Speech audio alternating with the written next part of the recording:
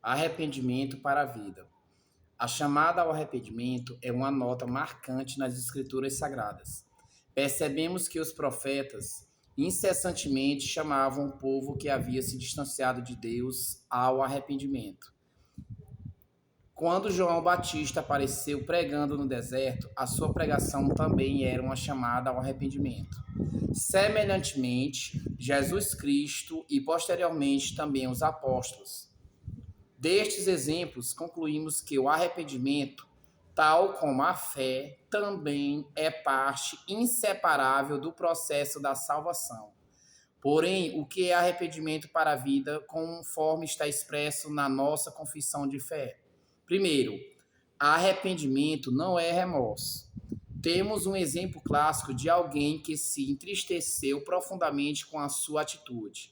Esse foi Judas. Ele estava consciente do seu pecado, por isso devolveu as 30 moedas de prata e foi enforcar-se.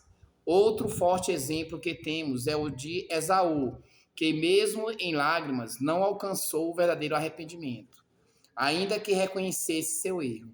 Apesar de serem tão comoventes estes relatos bíblicos, porque eles não são considerados como genuínos arrependimentos? A resposta é que a tristeza que eles sentiram foi muito mais por causa daquilo que eles perderam ou das consequências dos seus atos do que propriamente da consciência do pecado que desagrada e ofende a Deus, o nosso Criador e Senhor. No Novo Testamento, somos advertidos tanto por Jesus Cristo quanto nas cartas apostólicas de que haveria pessoas que demonstrariam apenas uma aparente conversão. A parábola do semeador fala-nos da semente que caiu em solo rochoso. Jesus nos explica: esse é o que ouve a palavra e a recebe, logo, com alegria, mas não tem raiz em si mesmo, sendo antes de pouca duração. Mateus 13, 21. Essas pessoas são as mesmas mencionadas em Hebreus, que mesmo participando das bênçãos dispensadas pelo Espírito Santo à sua igreja, não produzem frutos, mas somente espinhos. Hebreus capítulo 6, versículos 4 a 8. Quanto a estes, o apóstolo João afirma que o abandono da fé por parte deles só evidenciará que nunca fizeram parte daqueles que verdadeiramente foram salvos. Primeira carta de João, capítulo 2, versículo 19. Esta realidade que também fez parte do ministério do apóstolo Paulo. 1 Timóteo 1, 19 ao 20. 2 Timóteo 2, 17 ao 18. E 4 ao 10. Jesus a viu de forma abundante. Mateus 19, 22. João 6, 66. Pode ser que tenhamos que conviver com muitos até a vinda de Cristo, que nunca arrependeram-se verdadeiramente. Mateus capítulo 13, versículos 13 ao 30. 13 e 30. Mas a verdade é que, quanto mais o dia do Senhor se aproximar, mais evidente ficará aqueles que se arrependeram de fato daqueles que nunca foram realmente convertidos. Pois muitos destes apostarão da fé. 2 Tessalonicenses capítulo 2, versículo 3. Ou seja, abandonarão o conjunto de verdades expostas na palavra de Deus, pois a fé salvífica eles nunca a possuíram. Segundo, o significado da palavra arrependimento. Arrependimento, no sentido que estamos estudando, significa mudança de mente, atitude, maneira de pensar, disposição, caráter, consciência moral ou voltar-se do pecado para Deus. Logo, em outras palavras, é como se Jesus dissesse: vocês precisam mudar as suas mentes e corações, porque o reino de Deus é chegado. Mateus capítulo 4, versículo 17. É importante também salientar que alguns estudiosos utilizam a palavra conversão referindo-se ao mesmo sentido. Terceiro, como o arrependimento é produzido. Primeiro, pela graça de Deus. O Senhor Jesus Cristo, na noite em que foi entregue, disse que ele era a videira verdadeira e nós os ramos. Sem ele, nada poderíamos fazer. João capítulo 15, versículo 5. Arrependimento é fruto da operação do Espírito Santo em nossos corações. João 16, 8 a 11. Logo, arrependimento é uma graça dada pelo próprio Deus, assim como aprendemos na carta de Paulo aos Efésios, Efésios capítulo 2, versículo 8 ao 9. Esta bênção, já anunciada no Antigo Testamento, vemos de maneira bem clara sendo cumprida no Novo Testamento, pelo fato desta graça ser uma bênção destinada exclusivamente aos eleitos de Deus. É que ela não pode ser falsificada. Por isso, a ênfase em que Deus é que conduz e concede o arrependimento e que ele conhece aqueles que lhe pertencem. Um excelente exemplo da graça de Deus e que contrasta com aqueles que abandonam a fé é o ladrão da cruz, que evidenciou o arrependimento em seu momento final. Segundo, através da pregação. Está escrito na Bíblia Sagrada que a fé vem pela pregação e a pregação pela palavra de Cristo. Romanos capítulo 10, versículo 17. Porém, qual o genuíno conteúdo da pregação do Evangelho, ou seja, qual a mensagem que deve estar presente na pregação do Evangelho? Um bom indicador é observarmos a forma como Jesus pregava. Lemos que Jesus partiu para a Galileia, pregando o Evangelho de Deus, dizendo: o tempo está cumprido e o reino de Deus está próximo. Arrependei-vos e crede no Evangelho. Arrependei-vos e crede no Evangelho. Marcos capítulo 1, versículos 14 e 15. Mesmo após a sua ressurreição, quando ele expunha as escrituras aos seus apóstolos, ele enfatiza que um dos pontos centrais de toda a profecia era que em seu nome se pregasse arrependimento para a remissão de pecados a todas as nações, começando de Jerusalém.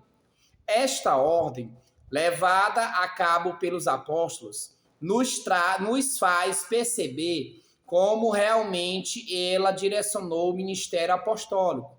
Paulo enfatiza de uma maneira bem clara como a chamada ao arrependimento era central na sua pregação. Atos dos Apóstolos, capítulo 20, versículos 20 e 21. Porém, a pergunta que podemos fazer é: por que a pregação é o meio pelo qual o arrependimento é produzido? A pregação expõe o homem à lei de Deus. Um dos objetivos da pregação do Evangelho é expor o homem diante da lei de Deus e assim convencê-lo do seu pecado e da sua miséria espiritual. Romanos capítulo 3, versículo 20. Romanos capítulo 7, versículo 7. Somente diante do padrão moral estabelecido pelo próprio Deus, que é a sua lei, poderemos fazer uma autoavaliação e percebermos o quão distantes estamos dele e, consequentemente, debaixo da sua ira e condenação. Romanos capítulo 1, versículo 18. A pregação expõe o homem à santidade de Deus. Outro objetivo da pregação, além de nos expor à lei de Deus e assim convencer-nos da nossa miséria espiritual, é também confrontar-nos com a santidade de Deus. A nossa convicção de pecado será proporcional à nossa convicção da santidade de Deus. Somente contemplando o ser de Deus é que faremos uma avaliação mais precisa a respeito da nossa própria situação. Percebemos esta verdade exposta em diversos exemplos da Bíblia. O povo de Israel na planície do Sinai. Os discípulos diante da transfiguração de Jesus. Pedro e João. Diante destes exemplos, vemos que a maior necessidade que temos é o conhecimento de Deus, pois só através deste conhecimento teremos vida eterna e verdadeiramente conheceremos quem de fato somos nós, o que produzirá em nós a convicção de pecado e a necessidade de arrependimento. Quando o regenerado manifesta tristeza pelos seus pecados. O arrependimento não é remorso e não pode ser medido pela quantidade de lágrimas derramadas. Porém, temos evidências mais do que suficientes de que o arrependimento produz em nós tristeza por causa dos nossos pecados. Sentimos-nos envergonhados diante de Deus e repudiamos a nossa própria maneira pecaminosa de agir. E frutos de arrependimento. A maior manifestação de um coração arrependido não é tanto a quantidade de suas palavras ou a sua comoção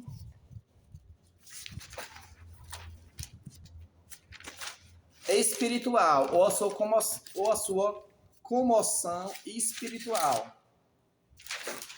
A maior manifestação do arrependimento é o fruto que ele produz.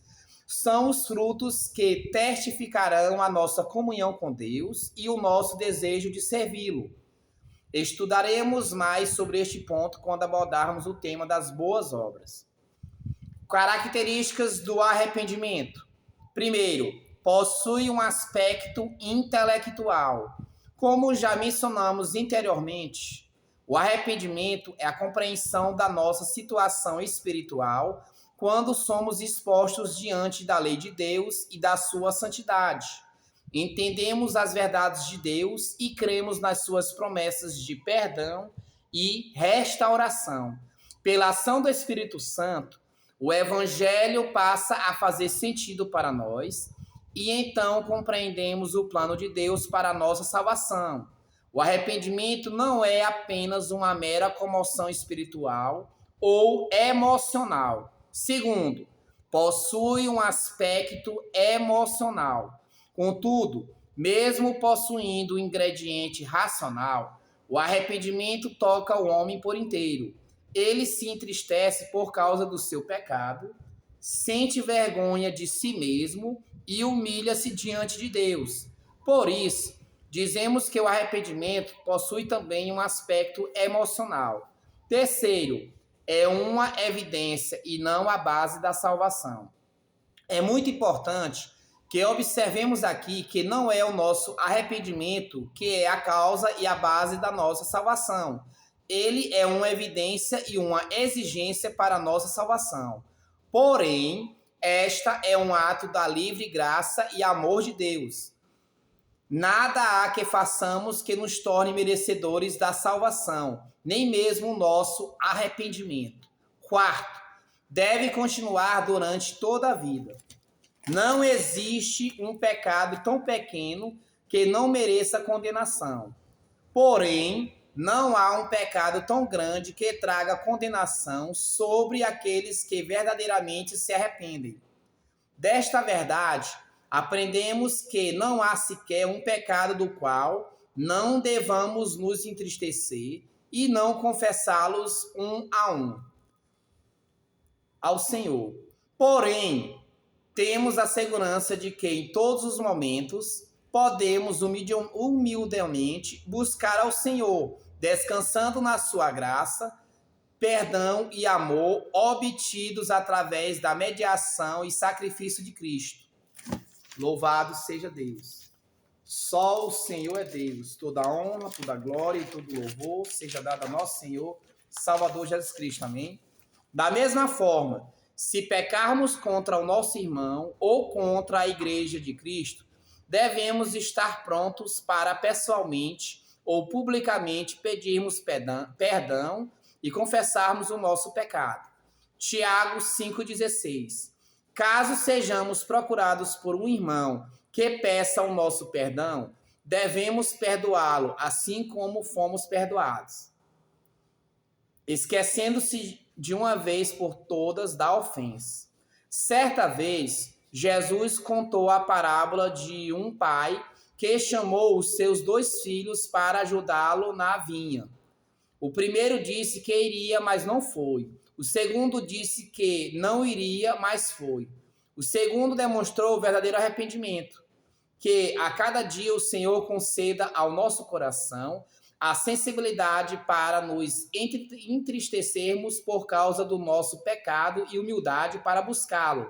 E aqueles que ainda estão longe, a nossa oração é que a bondade de Deus os conduza ao arrependimento. Que Deus vos abençoe abundantemente e toda a sua família, em nome de Jesus. Um forte abraço, fique com Deus e a paz do Senhor Jesus. Compartilhe, dê seu like, comente, para que este canal seja um canal de bênção em sua vida e de toda a sua família, em nome de Jesus. O canal é Campo Adicel Rai Cosmo. Campo Adicel Rai Cosmo. Um abraço.